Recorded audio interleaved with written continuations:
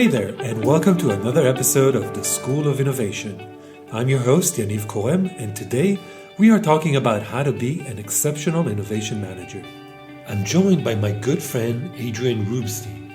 Since he was little, Adrian was curious about how all living things work. He got his master's in biology, but that wasn't enough. He wanted to understand why people got sick and how to cure them. So he went on to study pharmacy and got a job as an epidemiologist. When he saw that traditional treatments were ineffective, he got a position as a medical advisor at a big pharmaceutical company and helped launch life-saving products. Adrian's passion for technology led him to his current role as an innovation manager for Argentina and Latin America at Merck Group. Here's the conversation with Adrian. I hope you enjoy it. Hi, Adrian. Welcome to the show. Thank you very much for inviting me.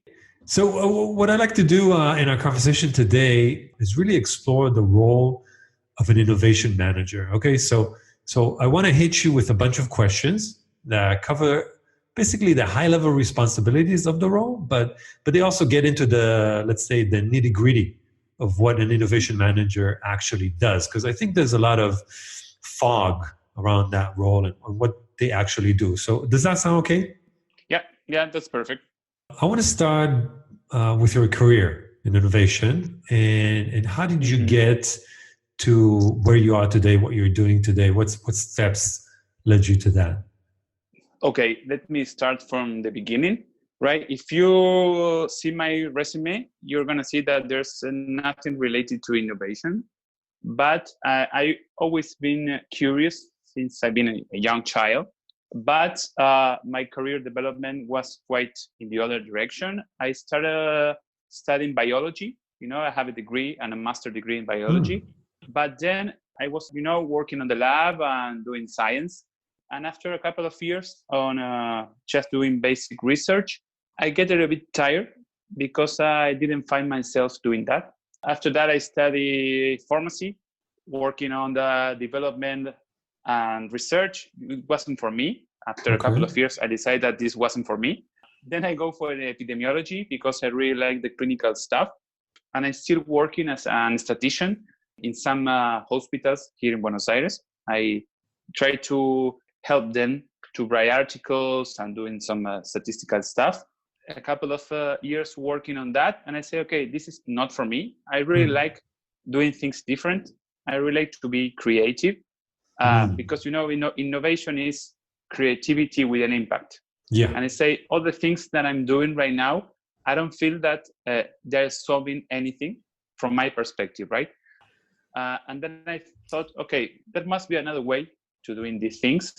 I came out to working on the pharma, one of the big pharmas, and I've come to the conclusion that there are a lot of things that could be solved just thinking outside the box, right? Because sometimes people think that working in the big corporation is like working on a box. You have procedures and you do this, and that's all. Yeah. And after I've been working there for almost 5 years, and I saw different things that could be done differently.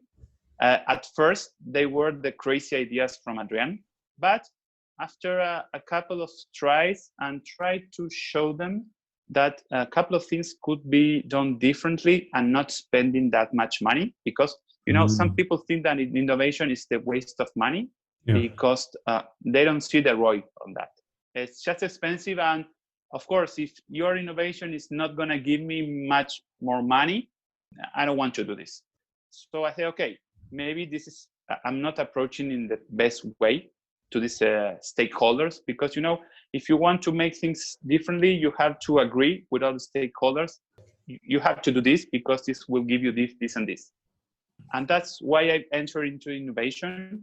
I've done a couple of courses on design thinking and agile technologies and all the things that everybody has ever done. But I changed a little bit direction. I went to creativity labs that we have in Argentina, in which you have a course on creativity, but seen from an angle of an artist. And I found some things that maybe when you think about solving a problem, you're not solving the real problem. And that's why they taught us, right? Before you enter into solving the problem, you have to go to think that, there's an article, I don't know if it's in Harvard or an MIT, that it's called the Big Five whys. If you want to understand which is the problem, you have to ask at least 5 whys. Right. To get into the real problem. Right. And after that, you have to go crazy on the ideas, right? You have to think outside the box and say, okay, these are the most plausible according to the business. Mm-hmm. And if you say, okay, maybe we can go another way. And I have an example just to mention on that, right? We have an issue in the past in which we didn't understand which other companies were doing, right? We have some competition and we didn't know what other companies are doing. And we rely on our salesperson to understand what is going on. Okay. And I say, okay, maybe this is bias or we don't have that information. Why don't we do a social media listening to understand what's going on? Okay. I don't know that social media listening, it's not new, right? Mm-hmm. It's been on the market for a long time. Right. But for pharma companies, we don't do it that often, right? Because we don't want to hear what other people are saying about us. Yeah. And after that, we came to the conclusion that nobody's doing nothing. And that was a spot for us to be creative, for us to make some more communication, for doing some things that we haven't done in the past. Okay. Right. And this was creativity with an impact. It's a small impact, right? Yeah. But this was a space for us for doing things differently. And that's what it's make my blood running. That's supposed to be, right? If you're doing what you want to do. Right. And it's to say that if you love what you're doing, you're not going to spend one day working. Right? That's right. And that's why what I wanted to do, I wanted to have creativity with an impact in the medical department. Mm-hmm. Right now, we're expanding it in another directions, right? But I think that maybe some people think that the medical area, it's like a box and you have to do this and this and this. There's a lot of space for creativity if you are able to understand what the stakeholders want. Yeah. And that's innovation, right? That's just using all the information that you have, make a solution that is different of what you're currently doing. Yeah. And then understand what is the impact for your stakeholders. If everybody agrees that this is going to give us something positive, it's easier to get things done, right? If you can't negotiate with stakeholders, it will be really, really difficult. I like that. Creativity plus impact equals innovation. I was thinking as you were saying that about medical being a sort of a box. I think creativity needs constraints. Because of the constraints, you become more creative. Yeah. There was a Swiss-French architect called Le Corbusier, who was famous for saying the grid frees him for creativity, right? Because he has the grid, he can decide whether he wants to design the structure within the grid or step outside of it. But that constraint, that box, it gives them that freedom to be creative. So I like that. Your background sounds super interesting and also very relevant because you were like a couple of things that you were saying or basically skills or capabilities that you were picking up as you were going through your career journey were problem solving, right? You said you like to solve problems. You're very interdisciplinary. You like to connect the dots. So you were looking at different aspects of medical and healthcare and how you connect one aspect to the other. You liked working with different stakeholders and you actually understand that there are stakeholders that you need to address and find a way to work with. And then you were defining your own agenda. You wanted to do what Adrian wanted, but then combine that with stakeholders and create your own agenda. So I think that was sort of a perfect segue into your role today as an innovation manager. Yeah, as you were saying, it's pretty difficult to get new things done if you don't have the support of other people that work in your place. It could be at a corporation, it could be in a startup, it could be an ONGN. It is the same. You have to negotiate with them because sometimes they want to do one thing and you have to do another thing and you have to compromise. and say, okay, if we want to go in that direction, we have to do this.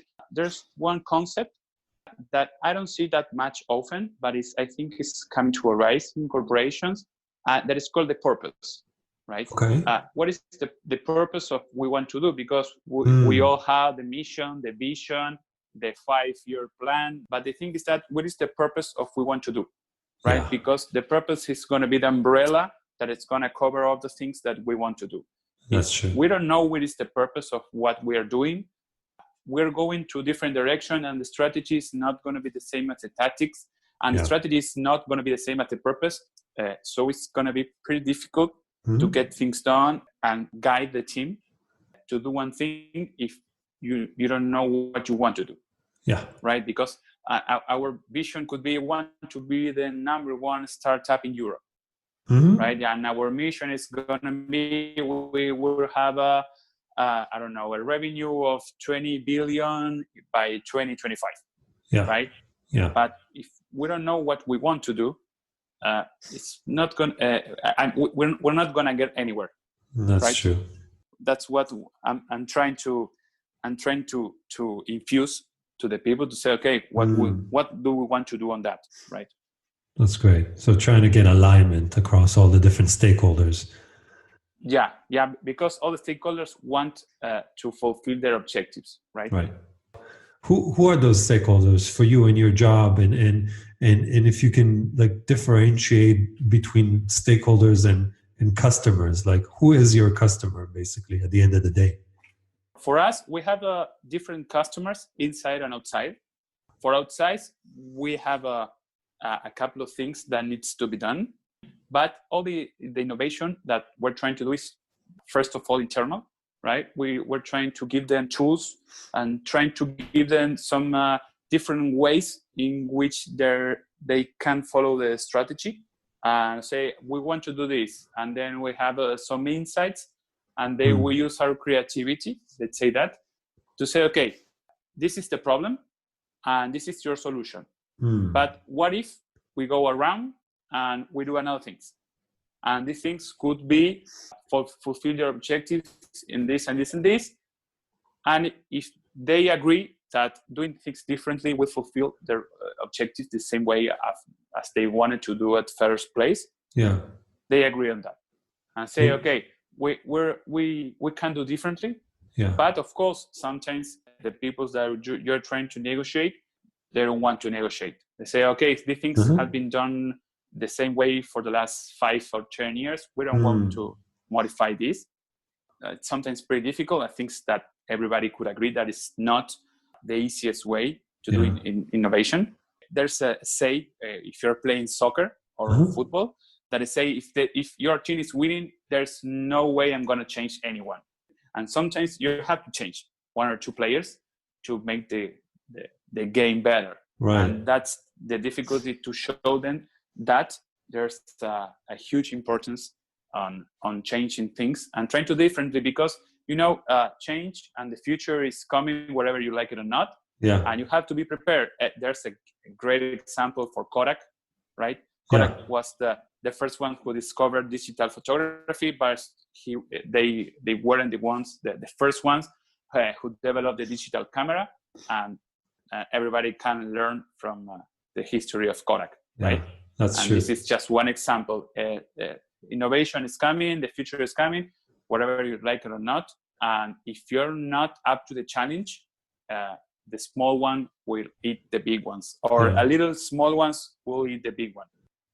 Basically, people are the obstacle to innovation. It's not technology.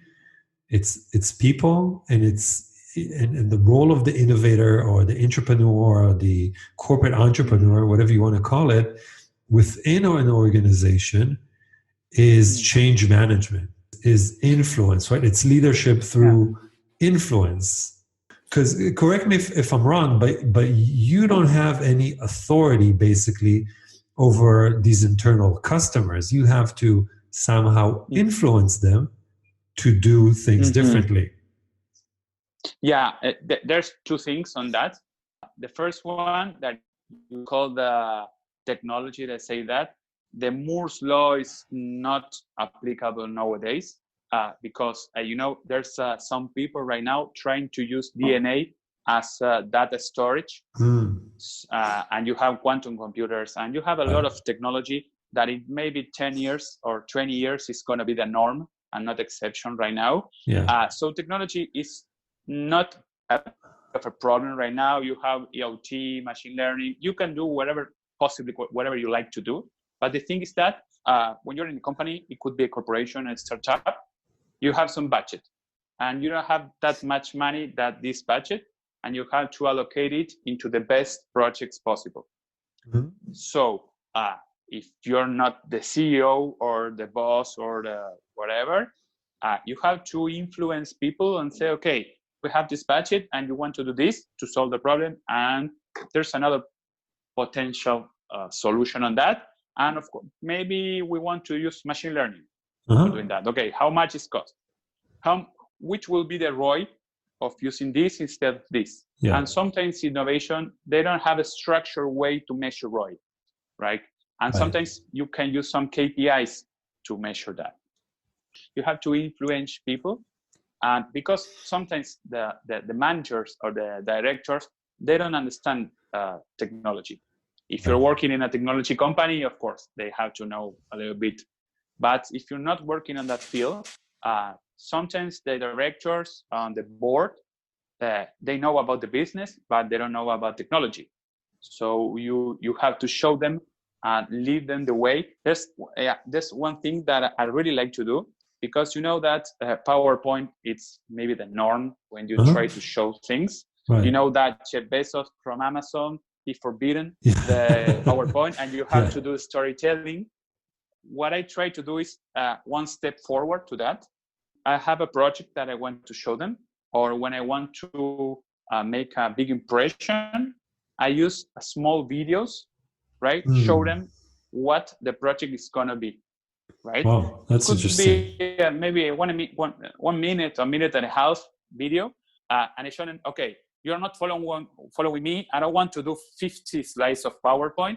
If I'm gonna show you storytelling, you're gonna get bored, because they are with the cell phones and answer messages and so on. So I have to get their attention in the first 5 minutes. Yeah, that's so true. If I want to make a big impact, I sometimes use a video editing or whatever that I can find, and I just use my non-cinematic skills, and I design a small video to show them what we want to do.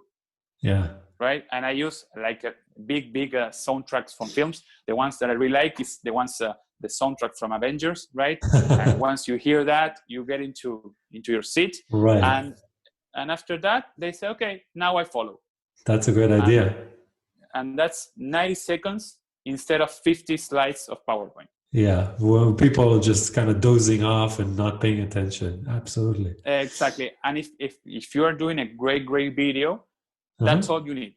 You mentioned Jeff Bezos and Amazon, and it kind of sounds like this exercise that they have called, I think, the PR exercise, where before they go to develop the product or the service, they write the PR. And it has to be very exact, like what happened, when it happened, what they released, what was the reaction. So they kind of use storytelling to capture the end result, the experience, and they reverse engineer that.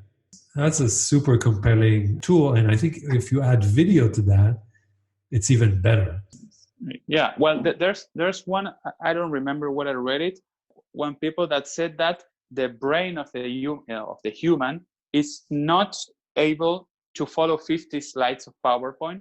They're better to get the memories, from a story, right? And if you do a really nice, compelling story, and it doesn't have to be fun, right? It has to be entertaining. I work at the company, and we have a course from a statistic, right, for young physicians. And you say statistic is not a fun subject to study, right? Yeah. And what I do sometimes, I try to insert some memes, some funny things. Yeah. From statistic to the people, so they can get some distraction on that, and they tend to learn better if they're having fun. So I the agree. big idea is that if you're having fun, you're going to retain more memories, and you're going to learn a lot, and not just a lot of PowerPoint slides. I want to get back to your role. And so I want to ask you about your responsibilities and how do they translate to like the day to day? Like what's a typical day if there is one? Well, there's no one typical day. It's not like you go to the office from 9 to 5 or from 9 to 6. What we're trying to do, we're trying to get different things. First of all, we talk with the stakeholders. It could be from commercial, from other areas, and trying to talk to them and say, okay, which problems do you have currently in your business? And we're trying to solve them. There's one thing, for example, that they want to make some awareness from one disease. We don't understand how we can influence or how we can make the awareness campaign for them. So we'll talk to them and then talk with some physicians, do a brainstorming, use some design thinking to try to get the best first prototype for the awareness. It could be an app, it could be a platform, it could be whatever. Then we get some focus group with physician, with a stakeholder, it could be patients or whatever. And we make some iterations. And after that, we release the product. And that's what the main thing is done. Another things that we're trying to do is that, we're based in South America, in Argentina. We try to get some startups that they are working on new technologies or new trends or whatever, trying to talk to them and say how we can help you on that. And that's one of the things that we're trying to do, trying to solve things from another stakeholders internally. And trying to get new technologies to the market. I used to work in a company. It was ad honorem, right? I didn't receive any money. I tried to help young entrepreneurs and how they could develop their business plan, if they're solving the right questions, and try to get a holistic approach on how they solve things. But the main thing that we're doing is that we try to solve problems, try to figure out different ways on doing that. And we have our KPIs, right? But the KPIs is not how many products we release, right? Our KPIs is how many problems we try to solve, how many prototypes we release. Of course, we have a satisfaction survey internally and so on. And this thing is done regionally. And the thing is trying to help other countries also. I'm talking that innovation is creativity with an impact, right? And an impact, and one product will be a huge impact in Brazil, but maybe if you go to Mexico, it doesn't have any impact. For Brazil, it could be a really big innovation, but if you go to Mexico, it could be no innovation, and for Argentina also. Interesting. So every country has, of course, the regulation, the legal issues, and that's what we're trying to help them. And of course, if they have an issue and, okay, I have this problem, I don't know how to solve it. The idea is for us to brainstorm with them and say, okay, maybe you're not thinking the problem in the right direction. Maybe you have to go in that direction. You could say that we're like a consultation point. So you said you measure impact for your team, for what you guys are doing by the number of prototypes? Yeah. The successful KPIs that we have currently, and this is just for Latin America, right? We have a number of interviews that we have with stakeholders and trying to understand the problems. The number of prototypes that we get to show them, because of a lot of prototypes could be really interesting, but maybe the stakeholders say, okay, that's not what I want, right? And it's not that like we are not doing our job. It's that it's like when you work to the third party company, say I want this, and you're the client, right? And say, okay, I came out with this, and you don't like it, and say, okay, just rewrite it and do it differently. And also, it's not a KPI per se, but how do they feel that we are helping them in following up their businesses? Right. Yeah. That's one of the main things that we're doing internally. And of course, as we are from the medical department, we're trying also to help our external stakeholders in whatever they want or they need. Sometimes they just need help with with articles, with papers. Trying to do is try to help our stakeholder think differently and think in a right direction, and maybe you can think about doing some technology, use some technology on that, because sometimes they just want to do the old ways. Say, okay, maybe if you're using this technology, it would save you a lot of money, a lot of time, but of course you have to help them understand what is the technology. Right. Do you also measure the impact of say you develop a prototype with a stakeholder, and then it's, there's a pilot, they launch, and it's very successful. Do you also measure the ROI of that prototype that you help develop? We're trying to use ROI, but not from the business perspective right now. Just for example, if we develop a platform, the KPI that we use is the number of people that download and using the platform. Okay. Right? Okay. Because of course, if you have a huge number of people using that, maybe the business is going to have a ROI, but that's not what our KPIs are meant for. It's just for the number of KPIs. And of course, the KPIs that we use are negotiated with the stakeholder. Yeah. Right. Yeah, that's important. I think that's important to mention, that it's a very per stakeholder, per project, per case scenario.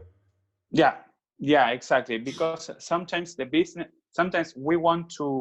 we need, or we found a problem on that, and sometimes the business comes with a problem, and sometimes the KPIs are talk with them and say, okay, how do you think that the platform is gonna perform? And we say, okay, maybe we have to lower this number or go higher. Yeah. So do you start with like a phase of discovery where you kind of, you mentioned the 5 whys, you get sort of inside the stakeholder or customer's head, and you try to figure out what is it that they want versus need, and then you sort of write a brief, and then you all reach alignment, you sign off on that, and then you start the project? Is that kind of how it works? Well, after the discovery phase, in which we understand what the problem is, after that we try to get the customer journey and trying to pinpoint which are the pain points for the customer. Okay. Because we may have discovered a problem, but we don't know in which part of the journey for the customer is that our solution will help them. Let's say you're a physician and you want to do a diagnosis on the patient, right? And the difficulties on the diagnosis. Yeah. Maybe the problem is because you don't have the tools for diagnosis. Maybe because the patient, they don't have access to get the diagnosis. And that's why the 5 whys. And we have to understand which is really the problem on that. Because if the problem is just diagnostic, we could develop an algorithm for use deep learning and try to help them with diagnosis. It could be one step. But if the patient, they don't have access to get to the hospital, maybe another approach will be, maybe I can pay you for the Uber. We're just trying to find which is the path on the customer journey in which there's a pain point that we need to solve. And of course, we have prioritization. Say, okay, we need to help them first on that and this on that.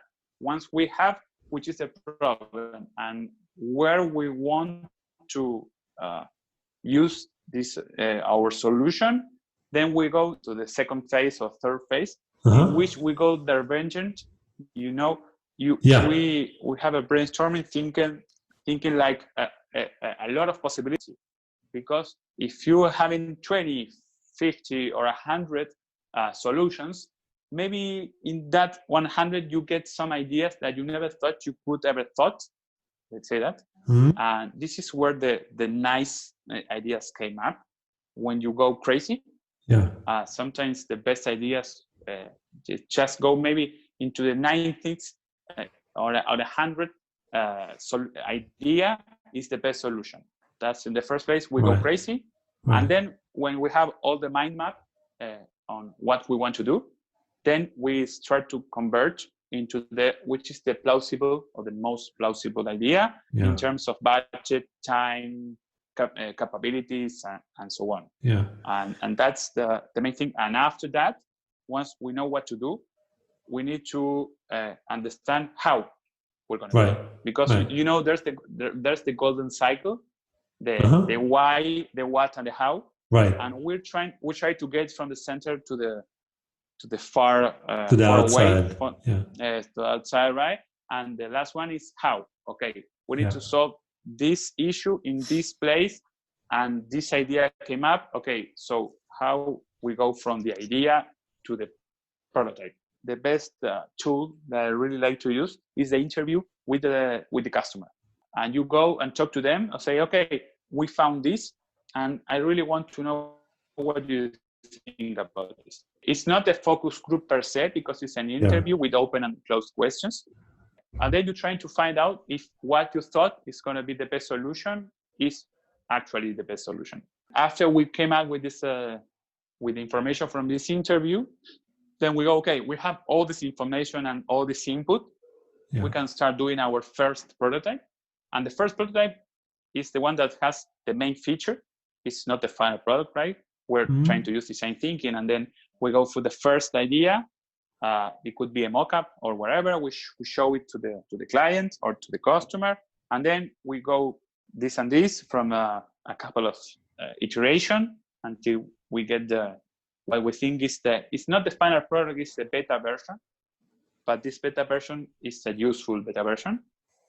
And then we keep improving, like all the companies do, right? They don't release the final product, they just release the beta version, and they try to improve from time to time. Work in iterations, I was going to ask you about the tools, the methods, the processes that you use, but you kind of went through them. I picked up on a couple. You said the golden circle, which is interesting. I'll link all of these in the show notes, but I never thought about that as kind of a design thinking or an innovation tool. So that's interesting.